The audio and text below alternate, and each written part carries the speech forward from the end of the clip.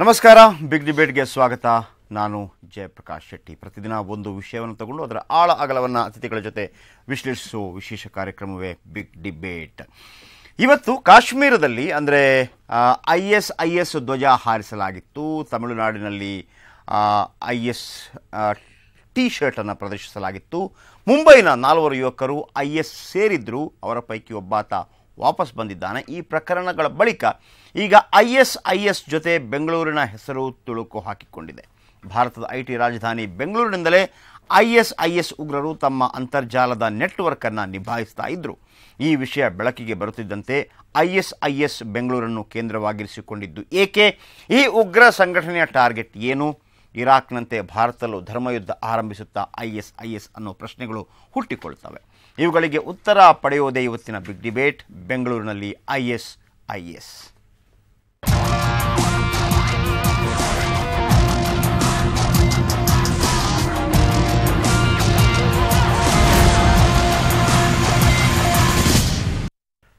Big ಡಿಬೇಟ್ಗೆ ಮತ್ತೊಮ್ಮೆ ಸ್ವಾಗತ. Notorious ಉಗ್ರ ಸಂಘಟನೆ IS ಈಗ ನಮ್ಮ ರಾಜ್ಯಕ್ಕೂ ಕಾಲಿಟ್ಟಿದೆ. ಬೆಂಗಳೂರಿನ ಯುವಕನೊಬ್ಬ ISನ ಟ್ವಿಟರ್ ಅಕೌಂಟ್ ನಿರ್ವಹಿಸುತ್ತಿದ್ದ ಎಂಬುದು ಬಯಲಾಗಿದೆ. ಈತನ ವಿರುದ್ಧ ಬ್ರಿಟಿಷ್ ತನಿಖಾಧಿಕಾರಿಗಳು ಈತನ ವಿರುದ್ಧ ಬಲೆ ಬೀಸಿದ್ದಾರೆ. ಏನು ಒಟ್ಟಾರೆ ಸ್ಟೋರಿ? ಇವತ್ತಿನ ಬಿಗ್ ಡಿಬೇಟ್ನ ಮೂಲ ಆಶಯ ಏನು? ಬನ್ನಿ ನೋಡೋಣ. ಮೊದಲಿಗೆ ರಾಜ್ಯದಲ್ಲಿ ಹೆಜ್ಜೆ ಊರಿದೆ IS. ಬೆಂಗಳೂರಿನಿಂದ ಟ್ವಿಟರ್ ಅಕೌಂಟ್ ನಿರ್ವಹಣೆ. IS ಜಗತ್ತಿನ ಮೋಸ್ಟ್ ನಟೋರಿಯಸ್ ಉಗ್ರ ಸಂಘಟನೆ. ಈ ರಕ್ತಪಿಪಾಸು ಸಂಘಟನೆ ಈಗ ನಮ್ಮ ರಾಜ್ಯಕ್ಕೂ ಕಾಲಿಟ್ಟಿದೆ. ಅದರಲ್ಲೂ ಸಿಲಿಕಾನ್ ಸಿಟಿ ಬೆಂಗಳೂರನ್ನೇ ತನ್ನ IT ಹಬ್ ಆಗಿ ಬದಲಿಸಿಕೊಂಡಿದೆ.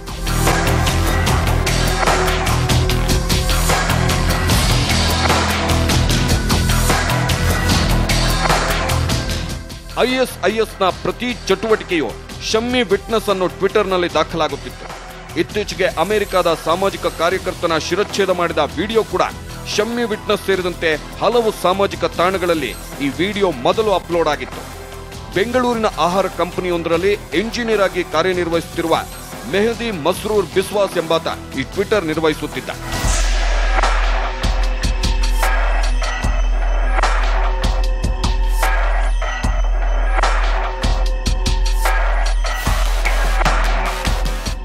ಪಶ್ಚಿಮ ಬಂಗಾಳ ಮೂಲದ ಮೆಹದಿ ಇರಾಕ್ಗೆ ತೆರಳಿ IS ಪರ ಹೋರಾಟಕ್ಕೆ ಸಜ್ಜಾಗಿದ್ದ.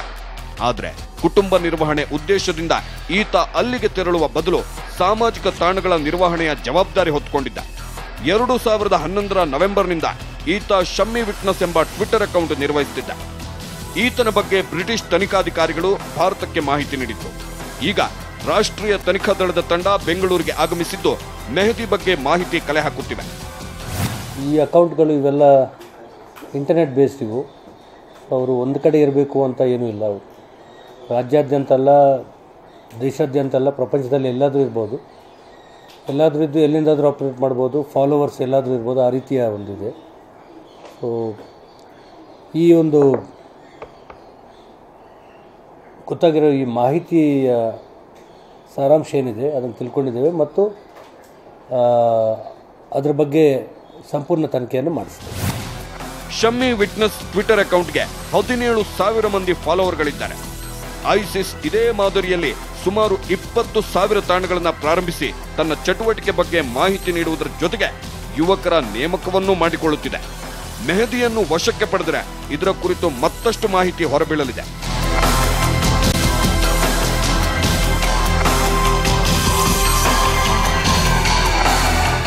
ಸಮಯ ನ್ಯೂಸ್, ಬೆಂಗಳೂರು. ಬೆಂಗಳೂರಿನಲ್ಲಿ IS ನಿಜ. ಇದರ ಬಗ್ಗೆ ಸಾಕಷ್ಟು ಕುತೂಹಲ ಇದೆ. ಏನಿದು, ಏನು ಮಾಡ್ತಾ ಇದೆ, ಯಾಕೆ ಇದರ ಬಗ್ಗೆ ಮಾಹಿತಿ ಇಲ್ಲ? ಅದು ಕೂಡ ಬೆಂಗಳೂರಿನಿಂದ ಆಪರೇಟ್ ಆಗ್ತಾ ಇರಬೇಕಾದ್ರೆ ಯಾಕೆ ಯಾರಿಗೂ ಗೊತ್ತಾಗಿಲ್ಲ? ಇದು ಯಾಕೆ ನಿಷೇಧವಾಗಿಲ್ಲ? ನಿಷೇಧ ಆಗದೇ ಇರೋ ಕಾರಣದಿಂದಾಗಿ ಏನೆಲ್ಲ ತೊಂದರೆಗಳಿದೆ? ಇದರ ಬಗ್ಗೆ ಮಾತನಾಡೋದಕ್ಕೆ ನಮ್ಮ ಜೊತೆ ಚಂದ್ರಶೇಖರ್ ಅವರಿದ್ದಾರೆ, deputy director, south Korea trade commissioner. ಕಾರ್ಯಕ್ರಮಕ್ಕೆ ಸ್ವಾಗತ ಸರ್. ಇನ್ನು ಅತ್ರಿ ಅವರಿದ್ದಾರೆ, ನಿವೃತ್ತ ವಿಂಗ್ ಕಮಾಂಡರ್. ಅತ್ರಿ ಅವರೇ, ತಮಗೂ ಕೂಡ ಕಾರ್ಯಕ್ರಮಕ್ಕೆ ಸ್ವಾಗತ.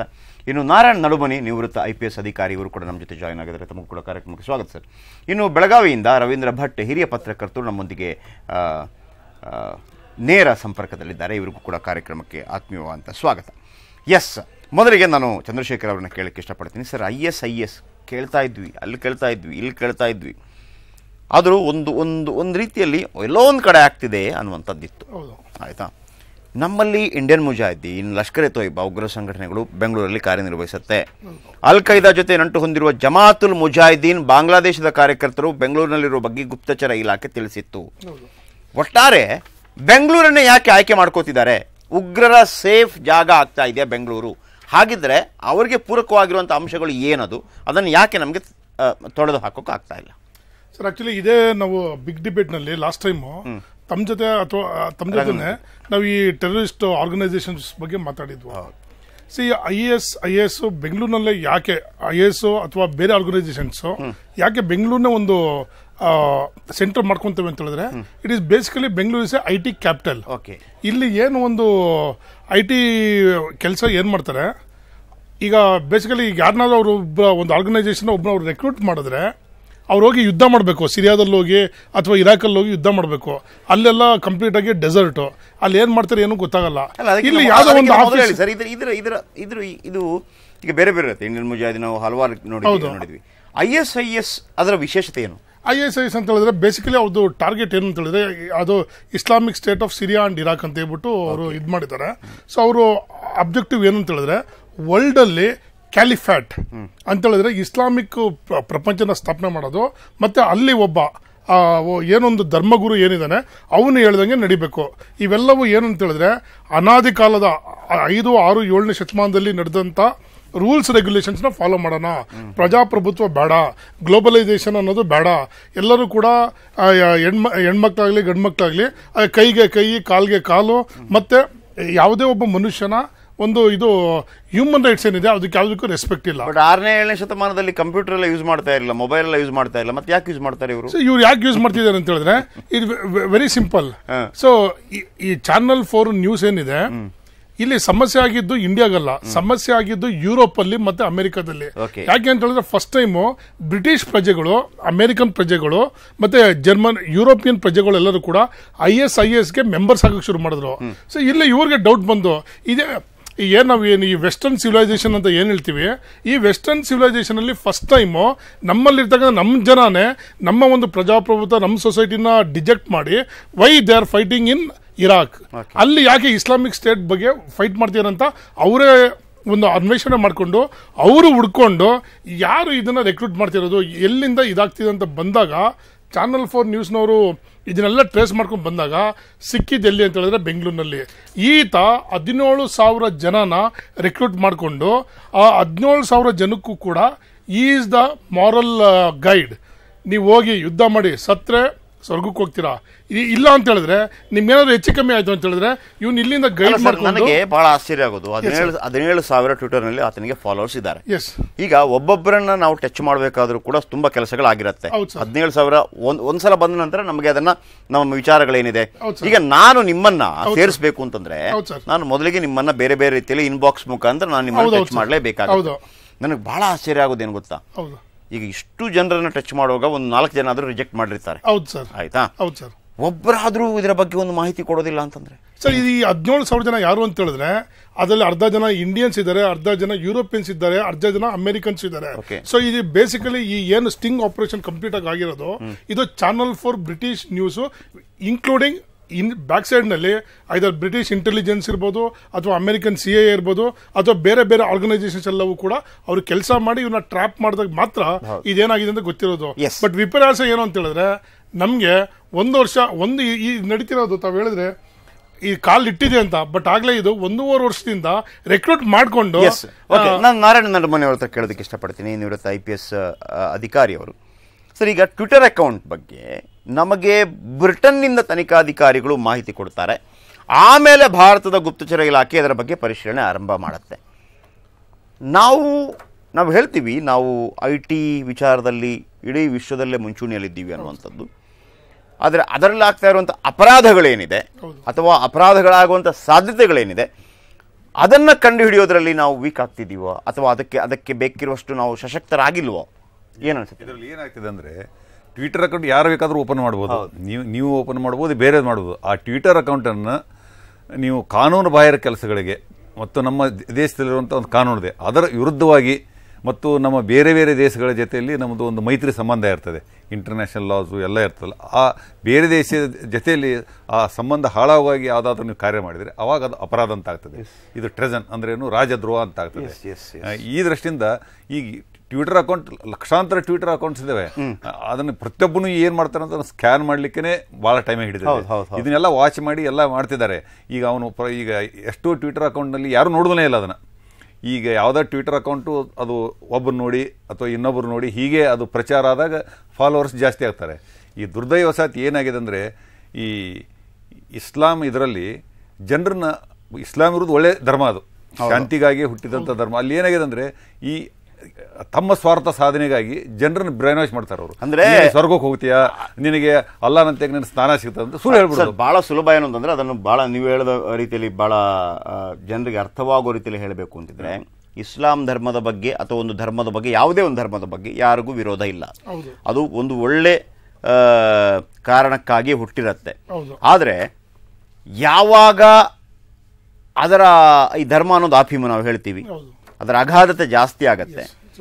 ಯಾವುದಕ್ಕೆ ಯಾವ ವಿಚಾರದಲ್ಲಿ ಅದನ್ನು ಚರ್ಚೆ ಮಾಡೋದಕ್ಕೆ ಅವಕಾಶಗಳು ಇರೋದಿಲ್ಲ.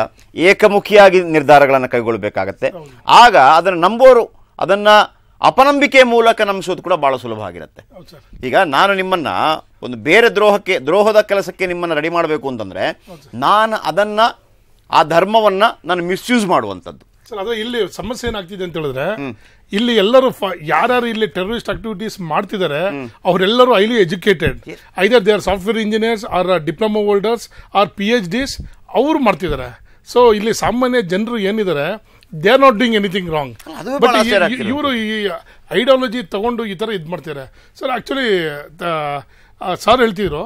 ಸೊ ಈಗ ಫಾರ್ ಎಕ್ಸಾಂಪಲ್, ಈಗ ನಾನೇ ಆಗಲಿ ಅಥವಾ ಸಾರೇ ಆಗಲಿ, ಈಗ ನಾನು ಇಂಗ್ಲೆಂಡ್ ಬಗ್ಗೆ ಅಥವಾ ಮಿಡ್ಲ್ ಈಸ್ಟ್ ಕಂಟ್ರೀಸ್ ಬಗ್ಗೆ ನಾನು ಏನಾದರೂ ಒಂದು ಆಕ್ಟಿವಿಟೀಸ್ ಮಾಡಿದ್ರೆ, ಆ ಕಂಟ್ರಿಗೆ ಹೆಲ್ಪ್ ಮಾಡಿದ್ರೆ ಇಂಡಿಯಾದಿಂದ, ಸೊ ಇವ್ರಿಗೆ ನಮಗೆ ಏನು ಪನಿಷ್ಮೆಂಟ್ ಇಲ್ವಾ? ಇಲ್ಲ, ಅಪರಾಧ ಅದೇ ಹೇಳಿದ್ನಲ್ಲ ನೀನು. ಈಗ ಇವರು 17,000 ಜನರು ರೆಕ್ರೂಟ್ ಮಾಡಿಕೊಂಡು ಜೊತೆನಲ್ಲಿ ಏನು ಅಮೆರಿಕನ್ ಜರ್ನಲಿಸ್ಟ್ಗೆ ಮತ್ತು ಬ್ರಿಟಿಷ್ ಜರ್ನಲಿಸ್ಟ್ಗೆ ಕತ್ತು ಕುಯ್ಯೋದನ್ನ ಒಂದು 100 ಸಲ ತೋರಿಸಿ ಭಾಳ ಒಳ್ಳೆ ಕೆಲಸ ಮಾಡಿದೀನಿ ಅಂತ ಹೇಳ್ತಾರಲ್ಲ, ಇದನ್ನ ಇವರು ಪ್ರಮೋಟ್ ಮಾಡ್ತಿರ್ಬೇಕಾದ್ರೆ ವೈ ನಮ್ಮ ದೇಶದಲ್ಲಿ why we don't arrest him? ಅಲ್ಲ, ನಾವು ಅದೇ ಆಶ್ಚರ್ಯ ಆಗ್ತಾ ಇರುವಂತದ್ದು. ಈಗ ಮೊನ್ನೆ ಅಷ್ಟೇ ಯಾವುದು IT ಕಾಯ್ದೆಗೆ ತಿದ್ದುಪಡಿ ಕೂಡ ಬಂತಲ್ಲ, ಸೆಕ್ಷನ್ 63 ಇನ್ಫಾರ್ಮೇಶನ್ ಟೆಕ್ನಾಲಜಿ ಆಕ್ಟ್ ನಲ್ಲಿ ಇದು ಅಪರಾಧ ಅಂತ ಆಲ್ರೆಡಿ ಕಾನೂನಿದೆ. ಇದನ್ನ ನಾವು ನೋಡುವ ದೃಷ್ಟಿ ಏನಂತಂದ್ರೆ, ಈಗ 25,000 ಜನ ಅಂತಾರಲ್ಲ, ಅವ್ರು ಅಷ್ಟೂ ದೇಶದ್ರೋಹಿಗಳಲ್ಲ. ಅವರು ಎಷ್ಟು ಸಲ ಏನಾಗುತ್ತೆ ಅಂತಂದ್ರೆ, ಯಾರ್ದೋ ಒಂದು ನೀವು ನೋಟ್ ಬರ್ತಿರ್ತಲ್ಲ, ಅದಕ್ಕೆ ಐ ಲೈಕ್ ಇಟ್ ಅಂತ ಹೇಳ್ತಾರೆ, ಏನೋ ಒಂದು ಕಮೆಂಟ್ ಬರೀತಾರೆ. ಅದನ್ನ ಅವರು ಇದನ್ನ ದೇಶದ್ರೋಹದ ಬಗ್ಗೆ ಅವನು ಅದರಲ್ಲಿ ತೊಡ್ಕೊಂಡ್ರೆ ಅಷ್ಟೇ ಅಪರಾಧ ಆಗ್ತದೆ. ಈಗ ನೀವೊಂದು ಟ್ವಿಟರ್ ಯಾವನೋ ಬರ್ದಿದ್ದನ್ನು ನೋಡಿದ ಕ್ಷಣಕ್ಕೆ ಅಪರಾಧ ಅಲ್ಲ, ನೀವು ನೋಡ್ಬೋದು ಅದನ್ನು. ಅದರ ಮೇಲೆ ಪ್ರೇರಿತವಾಗಿ ನೀವು ಬೇರೆದವರಿಗೆ ರಾಜದ್ರೋಹ ಮಾಡಲಿಕ್ಕೆ ಏನು ಪ್ರೇರೇಪಿಸ್ತಾರಲ್ಲ, ಅದು ಅಪರಾಧ. Yes, okay. ನಾನು ನಿವೃತ್ತ ವಿಂಗ್ ಕಮಾಂಡರ್ ಹತ್ತಿರವರನ್ನ ಕೇಳೋದಕ್ಕೆ ಇಷ್ಟಪಡ್ತೀನಿ. ಈ ಒಂದು ಘಟನಾವಳಿ ಬಗ್ಗೆ IS ಎಲ್ಲೋ ದೂರದಲ್ಲಿ ಕೇಳ್ತಾ ಇದ್ವಿ ಸರ್. ಬಹುಶಃ ಬೆಂಗಳೂರಲ್ಲಿ ಮನೆಯಲ್ಲಿರೋ ನೀವು ಈಗ ನಾವು ಆಫ್ ಬೀಟ್ ಮಾತಾಡ್ತಿರುವಾಗ ಹೇಳ್ತಾ ಇದ್ರಿ, ನನ್ನ ಮನೆ ಪಕ್ಕದಲ್ಲಿ ಅವರಿದ್ರು ಇವರಿದ್ರು ಅಂತೇಳಿ. ನಾಳೆ ಯಾರು ಇರ್ಬೋದು ನಮಗೆ ಗೊತ್ತಿಲ್ಲ. ಬಟ್ ಯಾಕೆ ಹಂಗಾಗ್ತಿದೆ, ಬೆಂಗಳೂರನ್ನೇ ಭಾಳ ಮುಖ್ಯ ಟಾರ್ಗೆಟ್ ಮಾಡ್ಕೊಂಡಿರೋದು ಯಾಕೆ ಅನ್ನುವಂಥದ್ದು? 3 ವಿಷಯ ನಾವು ಇದ್ರ ಬಗ್ಗೆ ಗಮನ ಹರಿಸ್ಬೇಕು ಸರ್. ISIS ಪ್ರಚೋದನೆ ಯಾಕಾಯಿತು, ಮತ್ತು ISIS ಕೂಡ ಜಮಾಯಿತೆ ಉಲ್ ಅವ್ರ ಜೊತೆ ಸೇರಿಕೊಂಡು ಇದೆಲ್ಲ ಭಯೋತ್ಪಾದನೆ ಒಂದು ಕಾರ್ಖಾನೆ ಆಗಿಬಿಟ್ಟಿದ್ದಾರೆ. ಇವರೆಲ್ಲರ ದೃಷ್ಟಿ ಭಾರತ ದೇಶದಲ್ಲಿ ಬಿದ್ದಿದೆ ಅಂತ ನಮಗೆಲ್ಲ ಗೊತ್ತು. ಆದರೆ ನಮ್ಮಲ್ಲಿ ಅಪರಾಧ ಆಗೋ ತನಕ ನಾವು ಸ್ವಲ್ಪ ಕಣ್ಣೆತ್ಕೊಂಡು ನೋಡೋದಿಲ್ಲ. IB-ನಲ್ಲಿ ಒಂದು ಲೋಕಲ್ ಬೇಸಿಕ್ ಯೂನಿಟ್ ಇದೆ. ಅವ್ರ ಕೆಲಸ ಈ ತರ ಇಂಟೆಲಿಜೆನ್ಸ್ನ ಗ್ಯಾದರ್ ಮಾಡಿಬಿಟ್ಟು ಅಪರಾಧಗಳು ಆಗೋದಕ್ಕೆ ಮುಂಚೆ ತಡೆಗಟ್ಟೋದು. ಹೇಗೆ ನಮ್ಮ ದೇಶ IT-ಯಲ್ಲಿ ಮುಂಚೂಣಿಯಲ್ಲಿದೆಯೋ, ಎಷ್ಟು ಅದರಲ್ಲಿ ಅಭಿವೃದ್ಧಿ ಆಗಿದೆಯೋ, ಆ ಅಭಿವೃದ್ಧಿಗಳನ್ನ ಸರ್ಕಾರ ಸರಿಯಾಗಿ ಇನ್ನೂ ಅದನ್ನು ಉಪಯೋಗಿಸ್ಕೊಳ್ತಾ ಇಲ್ಲ. ಸೈಬರ್ ಕ್ರೈಮ್ ಡಿಟೆಕ್ಷನ್ ನಮ್ಮಲ್ಲಿ ಬಹಳ ಕಮ್ಮಿ. ಈಗ ಬ್ರಿಟಿಷರು ಏನ್ ಮಾಡಿದ್ರು, ಅವರು ಒಂದು ಕಂಪ್ಯೂಟರ್ ಮುಂದೆ ನಿಂತ್ಕೊಂಡು ಎಷ್ಟು ಜನ ಇದೆ, ಏನ್ ಟ್ವಿಟರ್ ಇದೆ ಅಂತ ಹುಡುಕಿದ್ರು. ಅದು ನಮ್ಮಲ್ಲಿ ಹುಡುಕ್ಬೋದಾಗಿತ್ತಲ್ಲ. ನಮ್ಮಲ್ಲಿ ಹುಡುಕೋದು ಯಾವಾಗ ಬರುತ್ತೆ? ನಾವೆಲ್ಲೇನೋ ಕಾರ್ಯ ಮಿಂಚಿದ ಮೇಲೆ ಬುದ್ಧಿವಂತರಾಗ್ತೀವಿ. We become wiser after the incident. ಈಗ ನಡುಮನಿಯವರು ಹೇಳಿದಾಗೆ 17,000 ಜನ ಫಾಲೋವರ್ ಇದ್ದ ಕ್ಷಣಕ್ಕೆ ಅವರೆಲ್ಲ ಯಾವುದೋ ಅಪರಾಧ ಮಾಡಿದ, ಅವರೆಲ್ಲ ಇಂಡಿಯನ್ಸ್ ಅಂತ ಹೇಳಲಿಕ್ಕೆ ಆಗೋದಿಲ್ಲ. 17,000 ಜನ ಯಾರು ಈ ಟ್ವಿಟರ್ನ ಫಾಲೋವರ್ ಇದ್ದಾರೋ, 17,000 ಆಗೋಕ್ಕೆ ಮುಂಚೆನೇ ನಮ್ಮವ್ರು ಕಂಡುಹಿಡಿಬೇಕಾಗಿತ್ತು. ನೀವು ಓಪನಿಂಗ್ ರಿಮಾರ್ಕ್ನಲ್ಲಿ ಹೇಳಿದ್ರಿ, ಚೆನ್ನೈನಲ್ಲಿ T-ಶರ್ಟ್ ಹಾಕೊಂಡ್ರು, ಕಾಶ್ಮೀರದಲ್ಲಿ ಜೆಂಡಾ ಊರಿದ್ರು, ಕಲ್ಯಾಣ್ ಮತ್ತು ತಾನಾಯಿಂದ 4 ಜನ ಹೋದ್ರು. ಸರಿ, ನಾವೊಂದು ಸ್ವಲ್ಪ ಅದನ್ನು ಕೂಲಂಕುಷವಾಗಿ ವಿಚಾರಿಸಬೇಕಾಗಿತ್ತು.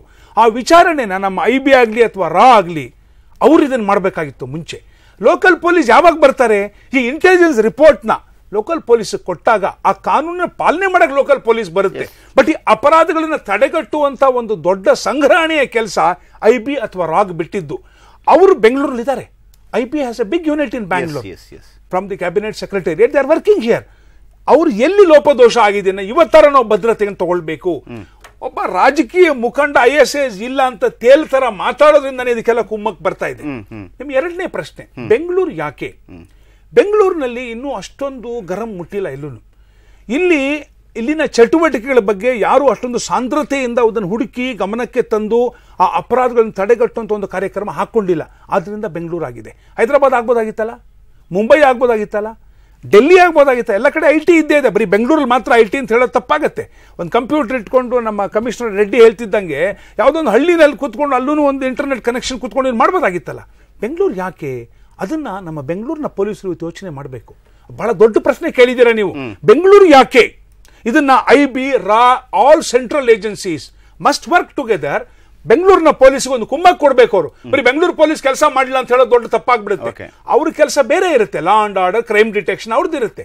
ಈ ಸೈಬರ್ ಕ್ರೈಮ್ ಡಿಟೆಕ್ಷನ್ಗೆ ಈಗ ಅವ್ರು ಕೊಟ್ಟಿದ್ದಾರಲ್ಲ, ಈ ಕೆಲಸನ ಮುಂಚೆ ಮಾಡಬೇಕಾಗಿತ್ತು. ನಾವು ಚಾನೆಲ್ 4 ಹೇಳೋ ತನಕ ನಾವು ಕಾಯ್ತಾ ಇದ್ದೀವಲ್ಲ. ಹಾಗಾದ್ರೆ ನಮ್ಮ ಈ ಸೈಬರ್ ಸೆಕ್ಯೂರಿಟಿ ಎಷ್ಟು ಚೆನ್ನಾಗಿದೆ ಅಂತ ದೇಶಕ್ಕೆ ಅರ್ಥ ಆಗ್ಬೇಕು. ಸೈಬರ್ ಕ್ರೈಮ್ ವಿಚಾರದಲ್ಲಿ ಈಗ ನಾವು ಅದಕ್ಕೆ ಇರುವಂತ ವಿಂಗೇ ಬೇರೆ. ಈಗ ರಾನಲ್ಲಿ ಇದೆ, IB ನಲ್ಲಿ ಇದೆ. ಅವ್ರ ಕೆಲಸನೇ ಅದು. They are suppose to watch various international sites. ಯಾವ್ಯಾವ ಭಯೋತ್ಪಾದನೆ ಮಾಡುವಂತ ಟೆರರಿಸ್ಟ್, ಆಲ್ ಖೈದಾ ಇರ್ಬೋದು ಅಥವಾ TV ನ್ಯೂಸ್ ಇರ್ಬೋದು, ಇನ್ನೊಂದು ಇರ್ಬೋದು. ಮೊನ್ನೆ ಒಬ್ಬ ಬೆಲ್ಜಿಯಂನಲ್ಲಿ ಮುಸಲ್ಮಾನ್ ಹೇಳಿದಾನೆ ನಮ್ಗೆ ಪ್ರಜಾಪ್ರಭುತ್ವ ಬೇಡ ಅಂತ.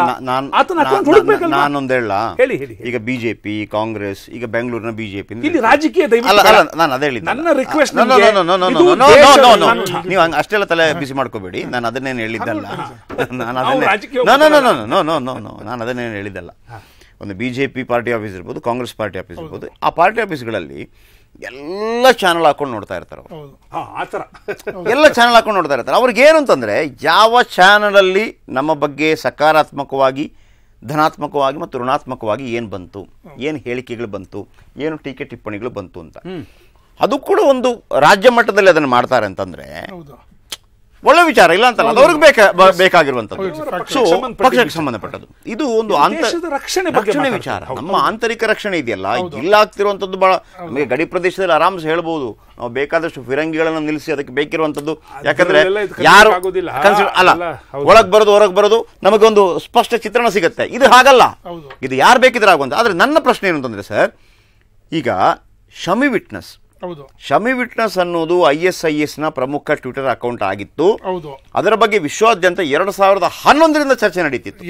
ಓಕೆ, ಆದ್ರೆ ಇಂತಹ ಬ್ಲಾಗ್ ಮತ್ತು ಟ್ವಿಟರ್ ನಿರ್ವಾಹಕರ ಬಗ್ಗೆ ಯಾರಿಗೂ ಗೊತ್ತಿರಲಿಲ್ಲ. ಈಗ ಇದು ಬೆಂಗಳೂರಿನಲ್ಲೇ ನಿರ್ವಹಣೆ ಆಗ್ತಿರೋ ವಿಚಾರ ಅಚ್ಚರಿ ಮೂಡಿಸಿದೆ. ಹಾಗಿದ್ರೆ ಶಮಿ ವಿಟ್ನೆಸ್ ತನಿಖಾಧಿಕಾರಿಗಳ ಕಣ್ತಪ್ಪಿಸಿದ್ದು ಹೇಗೆ 2011ರಿಂದ ಚರ್ಚೆ ಆಗ್ತಿರುವಾಗ? ಇಲ್ಲ ಶೆಟ್ರೆ, ಒಂದು ಇದು ಇಲ್ಲಿ ಕಣ್ಣು ಯಾರ್ದು ತಪ್ಪಿಸಿಲ್ಲ. ನಾವು ಅವ್ರನ್ನ ಯಾರನ್ನೂ ಇನ್ನೂ ಕೇಳಿಲ್ಲ. IBಗೆ ಮತ್ತೆ ರಾಗೆ ಗೊತ್ತಿರ್ಬೋದು ಇದು. ಬಟ್ ಆದ್ರೆ ಅವ್ರು ಏನ್ ಮಾಡಿದ್ದಾರೆ, ಸ್ವಲ್ಪ ಗೌಣ ಆಗಿದ್ದಾರೆ. ಯಾಕೆಂದ್ರೆ ಅವ್ರಿಗೆ ಯಾವ ರೀತಿಯಾದಂತ ಒಂದು ಈ ತರ ಟೆರರಿಸ್ಟ್ ಆರ್ಗನೈಸೇಷನ್ ಮಾಡೋದೇ ಧರ್ಮದ ಪ್ರಚೋದನೆ ಮೂಲಕ. ಆದ್ರಿಂದ ನಮ್ಮ ದೇಶದ ಮೇಲೆ ಈ ತರ ಕಣ್ಣಿದೆ ಅಂತ ಗೊತ್ತಾದ ಮೇಲೆ, ಯಾರೋ ಒಬ್ಬರ ಕಾಮಾಲೆ ಕಣ್ಣು ನನ್ನ ಮೇಲೆ ಇದೆ ಅಂತ ಗೊತ್ತಾದ ಮೇಲೆ, ನನ್ನ ದೇಶದ ಅಂತರ್ರಕ್ಷಣೆ ನನ್ನ ಕೆಲಸ ಆಗ್ಬೇಕು. ಈಗ ರವೀಂದ್ರ ಭಟ್ ಅವರು ಇದ್ದಾರೆ ನಮ್ಮೊಂದಿಗೆ ಬೆಳಗಾವಿಯಿಂದ ನೇರ ಸಂಪರ್ಕದಲ್ಲಿದ್ದಾರೆ. ರವೀಂದ್ರ ಭಟ್ ಅವರೇ, ನನಗೆ ಈ ಒಂದು ಘಟನಾವಳಿಗಳನ್ನು ನೋಡುವಾಗ ನಿಜ ನಮ್ಮ ರಕ್ಷಣೆಗೆ ಪೊಲೀಸರಿದ್ದಾರೆ, ಎಲ್ಲವೂ ಇದ್ದಾರೆ ನಿಜ. ಆದರೆ ಎಂಥದೇ AK-47 ಅಥವಾ ಯಾವುದೇ ದೊಡ್ಡ ಲಾಂಗೋ ಮತ್ತೊಂದೋ ಬಾಂಬೋ ಎಲ್ಲ ಆಯುಧಗಳಿಂದ ಏನೆಲ್ಲ ವಿಧ್ವಂಸಕ ಕೃತ್ಯಗಳನ್ನು ಭಯೋತ್ಪಾದಕರು ಮಾಡ್ತಾರೋ ಅವೆಲ್ಲವನ್ನು ಕೂಡ ಮೆಟ್ಟಿ ನಿಲ್ಲುವಂಥ ತಾಕತ್ತು ನಮ್ಮ ಪೊಲೀಸರಿಗಿದೆ, ಅದರಲ್ಲಿ ಎರಡು ಮಾತಿಲ್ಲ. ಆದರೆ ಈ ಸಾಮಾಜಿಕ ತಾಣಗಳ ಮೂಲಕ ಅಥವಾ IT ಮುಖಾಂತರ ಆಗಿರುವಂಥ ಅಭಿವೃದ್ಧಿಯ ಜೊತೆಗೆ ಅದರಲ್ಲಾಗುವಂಥ ಅಪರಾಧ ಕೃತ್ಯಗಳು ಅಥವಾ ಪಸರಿಸಬಲ್ಲಬಹುದಾದಂಥ ಅಪರಾಧ ಕೃತ್ಯಗಳು, ಆಮೇಲೆ ಅದರ ಅಗಾಧತೆ ಕೂಡ ಭಾಳ ದೊಡ್ಡದಿದೆ. ಈಗ ಒಂದು ಪೊಲೀಸ್ ಸ್ಟೇಷನ್ ಅಂತ ಹೇಳುವಾಗ ಅವರಿಗೆ ಆ ಒಂದು ವ್ಯಾಪ್ತಿ ಮಾತ್ರ ಬರುತ್ತೆ ಅಂತ. ಇದು ಹಾಗಲ್ಲ. ಅವನ ವ್ಯಾಪ್ತಿಗೂ ಬಂದು ಹೋಗಿರ್ಬೋದು, ಅವನ ವ್ಯಾಪ್ತಿಯಲ್ಲಿರ್ಬೋದು, ಅದರ ವಿಶ್ವದ ಜೊತೆ ಅವನ ಸಂಪರ್ಕ ಇರ್ಬೋದು. ಈ ಸೈಬರ್ ಕ್ರೈಮ್ ವಿಚಾರದಲ್ಲಿ ಕೇಂದ್ರ ಸರ್ಕಾರದ ಸಮೇತ ಸಾಕಷ್ಟು ಮುಂದುವರಿಬೇಕಾಗಿದೆ, ಅದರ ಬಗ್ಗೆ ಸಾಕಷ್ಟು ಮುತುವರ್ಜಿ ವಹಿಸಬೇಕಾಗಿದೆ. ನಿಮ್ಗೇನು ಅನಿಸುತ್ತೆ ಸರ್? ಅಲ್ಲಿ ನಾವು ಎಡವ್ತಾ ಇದ್ದೀವಾ, ಅಥವಾ ನಮ್ಮ ದೇಶದಲ್ಲಿ ಆದಂಥ IT ಅಭಿವೃದ್ಧಿಗೆ ಪೂರಕವಾಗಿ ITಯ ಅಂದರೆ ಸೈಬರ್ ಅಪರಾಧಕ್ಕೆ ನಾವು ಮಾನ್ಯತೆಯನ್ನು ಬಹಳ ಕಡಿಮೆ ಕೊಟ್ಟಿದ್ದೀವಾ? ಏನು ಹೇಳ್ತೀರಿ ಸರ್? ಎರಡು ನಿಜ.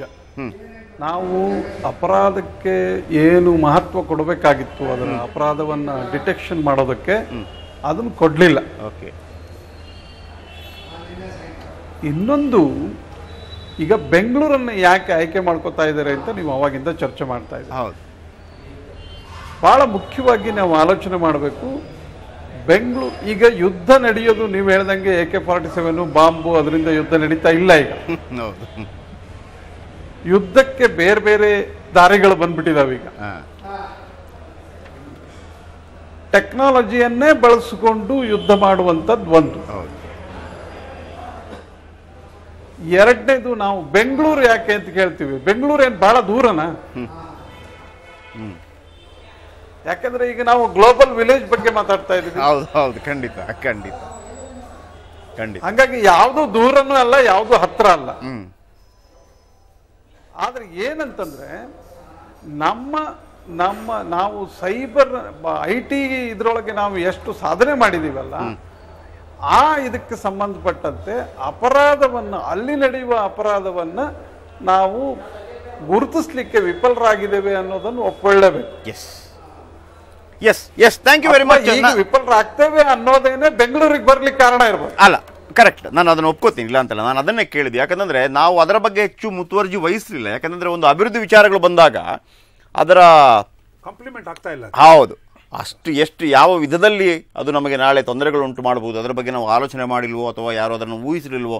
ಯಾಕಂತಂದರೆ ಈಗ ಗ್ಲೋಬಲೈಸೇಷನ್ ವಿಚಾರದಲ್ಲೂ ನಾನು ಪದೇ ಪದೇ ಹೇಳ್ತಾ ಇರ್ತೀನಿ, ಗ್ಲೋಬಲೈಸೇಷನ್ನಿಂದ ಆಗುವಂತಹ ಅಭಿವೃದ್ಧಿ ಕಾರ್ಯಗಳ ಜೊತೆಗೆ ಆ ಅನಾಹುತಕ್ಕೆ ನಾವು ಹೆಂಗೆ ರೆಡಿ ಆಗಬೇಕು, ಅಥವಾ ಆ ಫೋರ್ಸ್, ಗ್ಲೋಬಲೈಸೇಷನ್ ಆದಾಗ ಬಂದ ಫೋರ್ಸ್ ಇದೆಯಲ್ಲ, ಬಿಸ್ನೆಸ್ಗಳು ಮತ್ತೊಂದು ಈಗ ನೀವು ಬೆಂಗಳೂರು ನೋಡುವಾಗ ಆಶ್ಚರ್ಯ ಆಗುತ್ತೆ, ನಾವು ಅದನ್ನು ಹೆಂಗೆ ಮೇಂಟೈನ್ ಮಾಡೋಕ್ಕೆ ಸಾಧ್ಯ ಅಂತ. ಅದೇ ರೀತಿ ಓಕೆ, ಈ ಚರ್ಚೆ ಮುಂದುವರಿಯುತ್ತೆ ಒಂದು ಬ್ರೇಕ್ ಆದ ನಂತರ.